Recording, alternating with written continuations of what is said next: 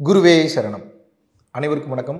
இன்னைக்கு எந்த விஷயத்தை பற்றி நம்ம பார்க்க போகிறோம் அப்படின்னு பார்த்தீங்கன்னா, பலுச்சிஸ்தான் அப்படின்னக்கூடிய ஒரு அற்புதமான நாடு பாகிஸ்தானிலிருந்து தனியாக பிரிந்தது. பாகிஸ்தானை ஒட்டிய பகுதி கிட்டத்தட்ட பார்த்தீங்கன்னா ஒரு 1.5 கோடி மக்கள் வசிக்கக்கூடிய ஒரு பகுதி தான் பார்த்தீங்கன்னா பலுச்சிஸ்தான் அப்படின்னக்கூடிய அந்த பகுதி. ஸோ அங்கே பலூச் மொழி அப்படின்றது பார்த்தீங்கன்னா அதிகமாக பேசுகிறார்கள். ஸோ ப்ரிடாமினண்ட்டாக அங்கே இருக்கக்கூடிய கம்யூனிட்டி மெயினாக ரிலீஜியன் என்ன அப்படின்னு பார்த்தீங்க அப்படின்னா, ஸோ முஸ்லீம்ஸ் தான் பார்த்தீங்கன்னா அதிகமாக இருக்காங்க.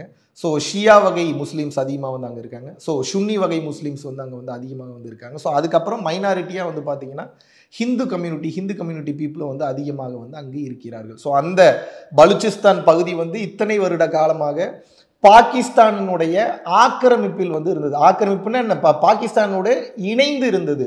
ஸோ இதனுடைய இந்த எல்லை பகுதியில், இந்த பலுச்சிஸ்தான் அப்படின்னக்கூடிய இந்த பகுதியோட எல்லை பகுதியில் எதெல்லாம் அதோட பார்டர்ஸை ஷேர் பண்ணுது அப்படின்னு பார்த்தீங்கன்னா, பாகிஸ்தான் அந்த பஞ்சாப் நகரம் அந்த சைடு. ஸோ இந்த சைடு பார்த்தீங்க அப்படின்னா ஆப்கானிஸ்தான். ஸோ இந்த சைடு பார்த்தீங்கன்னா ஈரான். ஸோ இந்த 3 பார்டர்ஸும் ஒட்டி அந்த பகுதியாக பார்த்தீங்கன்னா இந்த பலுச்சிஸ்தான் அப்படின்றது இருக்குது. ஆனால் அங்கு வாழக்கூடிய மக்களுக்கு குறிப்பாக அங்கே 2 மெயினான அமைப்பு செயல்படுது. பலுச்சிஸ்தான் லிபரேஷன் ஃப்ரண்ட் அப்படின்னக்கூடிய ஒரு இயக்கமும், பலுச்சிஸ்தான் லிபரேஷன் ஆர்மி BLAன்னு சொல்லுவாங்க அப்படின்னக்கூடிய ஒரு ஆர்மியும் அவர்களுக்கு ஆதரவாக செயல்பட்டு வருகிறது. அங்கே இருக்கக்கூடிய கிளர்ச்சியாளர்கள், அங்கே இருக்கக்கூடிய மக்களுக்கு தேவையான சப்போர்ட், அங்கே இருக்கக்கூடிய பெண்களுக்கு ஏதாவது பாதுகாப்பு மீறல் ஏதாவது நடந்ததுன்னா அவர்களுக்கு ஆதரவு அளிப்பது, அவர்களுக்கு வேண்டும் என்கின்ற நீதியை வாங்கி தருவது, பெற்று தருவது. ஸோ எப்பயுமே எப்படி ஒரு நாடு சுதந்திரம் அடையுதுன்னா அங்கே ஒரு இயக்கங்கள் அங்கே தொடருவார்கள். அங்கே அதுக்கப்புறம் அதை தொடர்ச்சியாக நடத்திட்டு வருவாங்க, நியாயத்தை பேசுவாங்க, உலக லெவலில் மீடியா அட்டென்ஷன் கொண்டு வருவாங்க. அதுக்கப்புறம் பார்த்தீங்கன்னா பல பிரச்சனைகளுக்கு அப்புறம் இறைவன் அனுமதி கொடுத்தால் அந்த நாடு அவர்கள் விருப்பப்பட்டது போல தனி நாடாக தனி சுதந்திரமாக அறிவிக்கப்படும். அந்த வகையில் பார்க்கும்போது பலுச்சிஸ்தானை சொல்லணும் அப்படின்னா, இந்தியா பாகிஸ்தானை எப்படி பங்களாதேஷ் மற்றும் பாகிஸ்தான் ஆகிய 2 நாடுகளை இந்தியா தான் பிரித்தது. எவ்வளோ வலிமையான ஒரு நாடு பாருங்க. அந்த காலத்துலேருந்து அவ்வளோ பவர்ஃபுல்லான ஒரு ஆர்மி சோர்ஸ் மட்டும் இல்லாமல் முப்படைகளையும் கொண்ட ஒரு டிப்ளமேட்டிக் கண்ட்ரினா இந்தியா என்றே சொல்லலாம். ஸோ அந்த வகையில் பார்க்கும்போது பாகிஸ்தான் பங்களாதேஷை பிரித்தது இந்தியா தான். அந்த டைம்ல 1970 1970 பார்த்தீங்கன்னா பலுச்சிஸ்தான் முன்னாடியே இந்தியா கிட்ட கோரிக்கை வச்சாங்க. என்ன அப்படின்னா, ஸோ தயவு செய்து எங்களையும் பார்த்தீங்கன்னா நீங்கள் விருப்பப்பட்ட மாதிரி நீங்கள் பங்களாதேஷை பிரித்த மாதிரி எங்களையுமே தனி நாடாக பிரிச்சிருங்க அப்படின்னு சொல்லி அப்போவே அவர்களது குரல்கள் எப்போ 1970 இருந்திருக்கு. இந்த பிரச்சனை உங்களுக்கு இப்போ தான் தெரியுது பலுச்சிஸ்தான் ஒரு பிரச்சனை இருக்குன்னு. 1970 இந்த பிரச்சனை இருக்குது.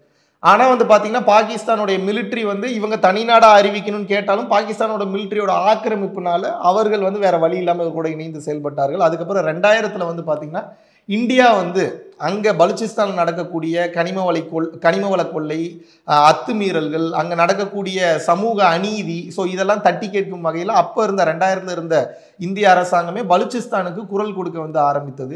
ஸோ அதனுடைய தொடர்ச்சியாக 2016 இப்போ நம்ம பாரத பிரதமர் மோடி அவர்களுடைய அரசாங்கத்தில் அவர் ஒரு அஃபிஷியலாக ஒரு ப்ரெஸ் ஸ்டேட்மெண்ட் செங்கோட்டையில் கொடுக்குறாரு, ரெட் ஃபோர்ட்டில். ஸோ அதில் ரொம்ப கிளியராக ரொம்ப தெளிவாக பார்த்தீங்கன்னா பேசியிருந்தார். பலுச்சிஸ்தானில் இருக்கக்கூடிய மக்களும் நம் மக்கள் தான், அங்கே இருக்கிறவங்க பாதிக்கப்படுறாங்க. ஸோ இந்த பிரச்சனையை நான் இன்டர்நேஷ்னல் இஷ்யூ ஆக்குவேன். இதை இன்டர்நேஷ்னல் இஷ்யூ ஆக்குறது மட்டும் இல்லாமல் அங்கே இருக்கக்கூடிய மக்களுக்கு நான் நீதியை பெற்று தருவேன். இதற்காக பாஜகவும் இந்திய அரசாங்கம் எப்போதும் துணை நிற்கும் என்று ஒரு உறுதியளித்தார். ஸோ அந்த வகையில் பாருங்கள், இது இப்போ தான் நமக்கு தெரியுது. ஆனால் 2016 நமது பாரத பிரதமர் மோடி அவர்கள் பலுச்சிஸ்தானுக்காக குரல் கொடுத்துருக்கிறாரு. ஸோ அது மட்டும் இல்லாமல் அதிலிருந்து ஒரு 10 வருஷம் 2026 இப்போ ஆப்ரேஷன் சிந்தூரை மையமாக வைத்து அதற்கு பழிவாங்கும் விதமாக, நமது மக்களுக்கு நீதியை பெற்றுத்தரும் விதமாக, பல கணவன்களை இழந்த அந்த மனைவிகளுக்கு, அந்த பெண்களுக்கு, நம்ம நாட்டின் இந்திய குடிமகள்களுக்கு, ஸோ அவர்களுக்கு வீரத்திலகம் இடும் வகையில் பார்த்தீங்கன்னா ஆப்ரேஷன் சிந்தூர் அப்படின்னக்கூடிய அற்புதமான விஷயத்தை கையில் எடுத்து ஒரு மிகப்பெரிய ஒரு தாக்குதலை பாகிஸ்தானில் இருக்கக்கூடிய தீவிரவாத முகாம்களிலும், அங்கே இருக்கக்கூடிய மிலிட்ரி ஆப்ரேஷன் பேஸ்லையும், அங்கே இருக்கக்கூடிய நியூக்ளியர் பிளான்ட், அந்த நியூக்ளியர் ரியாக்டர் இருக்கக்கூடிய பகுதியிலையும் மிக துல்லியமான தாக்குதல்களை இஸ்ரேலோட சப்போர்ட்லையும், அமெரிக்காவோட சப்போர்ட்லையும், ரஷ்யாவோட சப்போர்ட்லையும் மிகச்சரியாக துல்லியமாக நடத்தினார்கள்.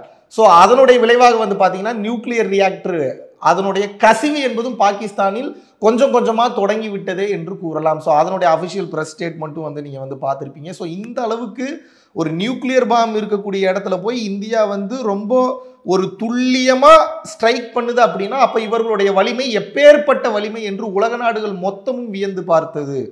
நமது நோக்கம் போர் செய்வதே கிடையாது. This is just an operation. ஆப்ரேஷன்னா என்ன, நீ என்ன தாக்குன, உனையாதுன்னா திருப்பி தாக்குன. ஆனால் அந்த திருப்பி தாக்குறது நீ என்னை ஒரு அடி அடிச்சுன்னா உன்னை 2 அடி அடிக்கிறான், அப்படி இல்லை. அந்த நாட்டினுடைய முக்கியமான இராணுவ தளவாடங்கள், ஏர்பேஸு, அதுபோக ஆயுத கிடங்குகள், அது மட்டும் இல்லாமல் ஏர்போர்ட், இஸ்லாமாபாத் ஏர்போர்ட், அது மட்டும் இல்லாமல் கராச்சி, முக்கியமான இராணுவ தளங்கள், இந்த மாதிரியான நியூக்ளியர் ரியாக்டர் இருக்கக்கூடிய இடங்கள், இந்த மாதிரியான இடங்கள் எல்லாம் ரொம்ப தைரியமாக தாக்குதலை நடத்திய ஒரே நாடு, ஒரு போரே இல்லாமல் வந்து கேட்டிங்கன்னா இந்தியா தான். இதெல்லாம் ரொம்ப பெரிய ஸ்ட்ராட்டஜிக்கல் மூவ், ரொம்ப பெரிய டிப்ளமேட்டிக்கல் மூவ். இதில் இந்தியா தொடர்ச்சியாக வந்து பார்த்தீங்கன்னா இந்த விஷயத்தை மிகச்சரியாக பாகிஸ்தானை தனிமைப்படுத்த வேண்டும் என்ற நோக்கில் வந்து முயற்சிகளை எடுக்கும்போது இந்த 10-15 வருஷத்துக்கு மேலே இப்போ ஐயா பேசிகிட்டு இருக்கக்கூடிய விஷயம், அதற்கு முன்னாடி 1970 கண்டினியூ ஆகிட்டு வந்த அந்த விஷயத்திற்கு தீர்வு கொடுக்கக்கூடிய வகையில் பல நாடுகளுடன் கைகோர்த்து விட்டார். நல்லா புரிஞ்சுக்கங்க, நாட்டை பிரிக்கிறதுன்றது சாதாரண விஷயம் கிடையாது. அதுவும் நம்ம பிரிக்கணும்னு நினைக்கக்கூடிய நாடு ஒரு பாகிஸ்தான் நாடு, ஒரு இஸ்லாமிய நாடு. அப்போ ஒரு இஸ்லாமிய நாடுகளுக்கு ஒரு பிரச்சனைனா பல இஸ்லாமிய நாடுகள் என்பது நிச்சயமாக சப்போர்ட்டுக்கு வந்து நிற்பாங்க. வேர்ல்டு வைடு பார்க்கணும்னா இஸ்லாமியர்களுடைய ஆதிக்கம், இஸ்லாமியர்களுடைய பவர் என்பது ட்ரிமண்டஸ். அதனால பல நாடுகள் சுற்றி இருக்கிறதுனால தெரியும், எந்த நாடு போனாலும் அவர்கள் இருக்கிறார்கள், ஆட்சி செய்து கொண்டு இருக்கிறார்கள். அப்போ இப்படிப்பட்ட ஒரு சூழ்நிலையில் பாகிஸ்தான் மாதிரியான ஒரு ஆளுமையான ஒரு நியூக்ளியர் பாம் வைத்திருக்கக்கூடிய ஒரு வலிமையான ஒரு நாடு, அந்த நாட்டில் இருக்கக்கூடிய ஒரு பகுதியை வந்து ஒரு தனி நாடாக பிரிக்கிறதுன்றது என்ன சாதாரண விஷயமா? யோசிச்சு பாருங்க. It's not a small thing. பல நாடுகளோட சப்போர்ட் வேணும், ஐநா சபை சப்போர்ட் பண்ணணும், ஐநா சபை அங்கீகரிக்கணும். தனி நாடாக பிரித்ததுக்கப்புறம் எப்படி அங்கீகரிப்பாங்க? அதுக்கப்புறம் வந்து பார்த்தீங்கன்னா வேர்ல்டு பேங்க் வந்து அந்த நாட்டுக்கு வந்து பணம் ஃபண்டிங் பண்ணணும். ஏகப்பட்ட விஷயங்கள் இருக்குது. மற்ற நாடுகள், ஐநா சபையில் இருக்கக்கூடிய மற்ற நாடுகள்லாம் வந்து அங்கீகாரம் பண்ணணும். எத்தனை பேர் ஓட்டிங் முறை வந்து இருக்குது.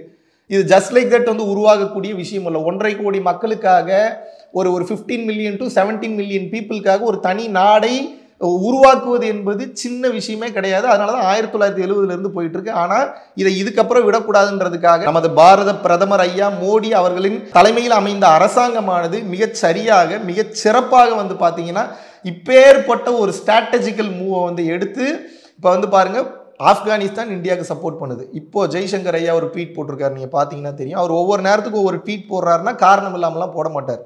அந்த நேரத்தில் ஏதோ அந்த நேரத்துக்கு தேவையான விஷயத்த பேசிட்டு இருக்காருன்னு அர்த்தம். அப்போது இந்த ஆபரேஷன் சிந்தூர் இன்னும் தொடர்ந்து கொண்டிருக்கிறது என்று ராஜ்நாத் சிங் ஐயா சொன்னது போல, பிரதமர் ஐயா சொன்னது போல, மற்ற முப்படை தளபதிகளும் சொன்னது போல இது இன்னும் கண்டினியூ ஆகிட்டு இருக்கு. நேராக இல்லை, மறைமுகமாக டிப்ளமேட்டிக்காக போயிட்டு இருக்கு, ராஜதந்திரமாக போயிட்டு இருக்கு. இப்போ ஃபோன் கால்ஸ் பேசுறது, அந்த நாட்டு தலைவரை கன்வின்ஸ் பண்ணுறது, இந்த நாட்டு தலைவரை கன்வின்ஸ் பண்ணுறது. ஒரு நாட்டை வந்து தாக்கி அழிப்பது என்பதும் ஒன்றுதான், அந்த நாட்டை ஃபீல் பண்ண வச்சு திருத்துறதும் ஒன்று தான். ஐசோலேட் பண்ணுறதுன்னு இதுக்கு பேர். காரணம் என்னன்னா, இப்போ ஒருத்தனை தாக்கணும்னு முடிவு பண்ணிட்டீங்கன்னா அவனை தாக்குனா யாரெல்லாம் உனக்கு சப்போர்ட்டுக்கு வருவாங்க, யாரெல்லாம் சப்போர்ட்டுக்கு வருவாங்கன்றதை தெரிஞ்சுக்கணும்.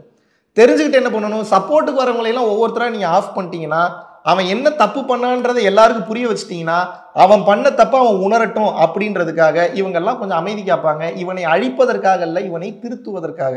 இப்போ அதைத்தான் வந்து இந்தியா வந்து டிப்ளமேட்டிக்காக பண்ணிட்டு இருக்காங்க. இந்தியாவில் இருக்கக்கூடிய பெரும்பாலான எம்பிக்கள், மெம்பர் ஆஃப் பார்லிமெண்ட்ஸ் வந்து பார்த்தீங்க அப்படின்னா, இன்க்ளூடிங் காங்கிரஸ் எம்பிஸ், இன்க்ளூடிங் பல எம்பிஸ், திமுகவில் இருக்கக்கூடிய எம்பி, மற்ற எம்பிக்கள் எல்லாருமே வந்து பார்த்தீங்கன்னா இந்தியாவுக்கு என்ன நடந்தது, பாகிஸ்தான் என்ன பண்ணிட்டு இருந்தது இத்தனை வருட காலமாக, எப்பேற்பட்ட தீவிரவாதத்தை வளர்த்தது என்ற அந்த விஷயத்தை வந்து விளக்கமளிப்பதற்காக ஒவ்வொரு நாட்டு முக்கிய பிரஜைகளையும் சந்திக்கிறதுக்கு வந்து பார்த்தீங்கன்னா ரொம்ப ஸ்ட்ராட்டஜிக்கலாக பிரில்லியண்ட்டாக ஒரு மூவ் பண்ணி அமைச்சிருக்காங்க. இது காரணம் என்னன்னா, இது எங்கே அடுத்து போகணும்னு வந்து பார்த்தீங்கன்னா, எல்லா நாட்டையும் கன்வின்ஸ் பண்ணதுக்கப்புறம் பலுச்சிஸ்தான் இப்போ தன்னை வந்து தனி நாடாக வந்து அறிவிச்சிட்டாங்க.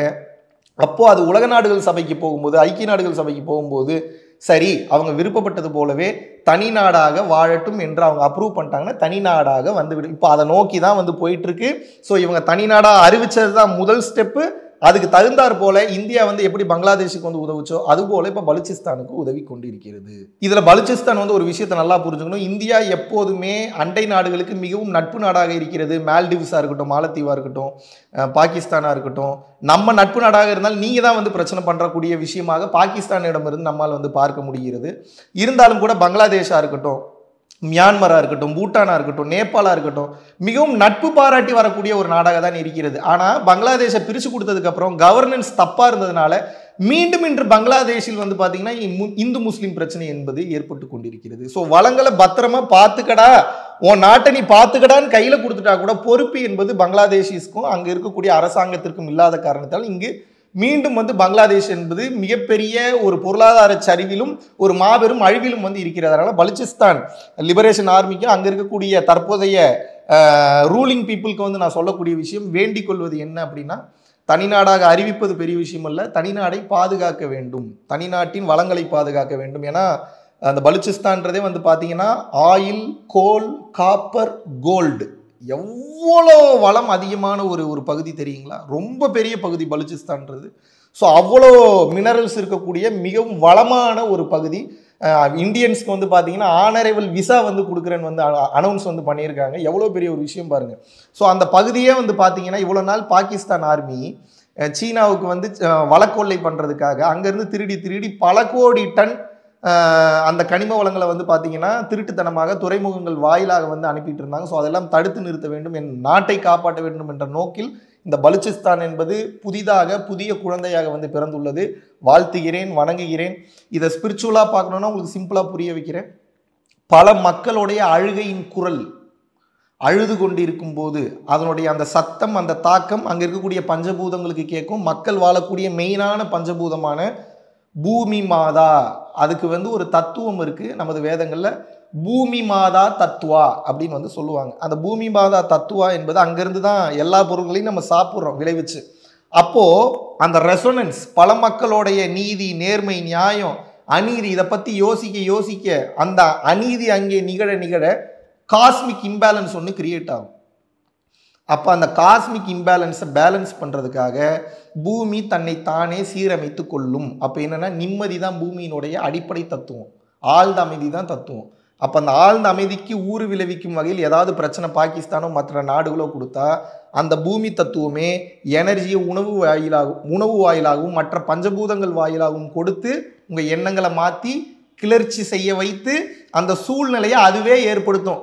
நியூஸ் இப்போ உங்களுக்கு இப்போ தான் வருது, பட் டிவைன் வில், காஸ்மிக் வில்ல வந்து பார்த்தீங்கன்னா இதுதான் நடக்க போகுதுன்றதை முடிவு பண்ணி அது செய்து அதனால நியூஸ் வருது. அப்போ நம்ம புரிஞ்சுக்க வேண்டியது நியூஸை கிடையாது, அது லேட்டரு நம்ம முன்னாடியே நடக்கக்கூடிய இன்ட்யூஷனை தான். ஸோ அந்த வகையில் தேடை உணர்த்தக்கூடிய விஷயம், உணர்த்தின விஷயம் எனக்கு என்ன அப்படின்னா, தேடைனா இங்கே ஓப்பன் ஆயிடுச்சு. இங்கே ஓப்பன் ஆயிடுச்சுன்னா என்னங்க, இந்த ரெண்டு கண்ணு பார்க்கறத தாண்டி நம்மளுடைய அறிவை தாண்டி ஒரு ஸ்பிரிச்சுவல் பெர்ஸ்பெக்டிவ் இருக்குது. அந்த பெர்ஸ்பெக்டிவ்ல பார்த்தீங்கன்னா அதுக்கு பேர் தான் தேடை ஆக்டிவேஷன், ஞானத்திலேயே ஓப்பன் பண்ணுறது. அப்போ என்ன, பல மக்களுக்கு அங்கே அநீதி இழைக்கப்பட்டிருக்கு. அந்த அநீதிக்கு ஒரு நல்ல நீதி கிடைக்கணும், தர்மம் நிலை பெற்று நிற்கணும், விளங்கணும்னா அந்த நாடு அமைதியாகணும், அதுக்கு இண்டிபெண்டன்ஸ் கிடைக்கணும்.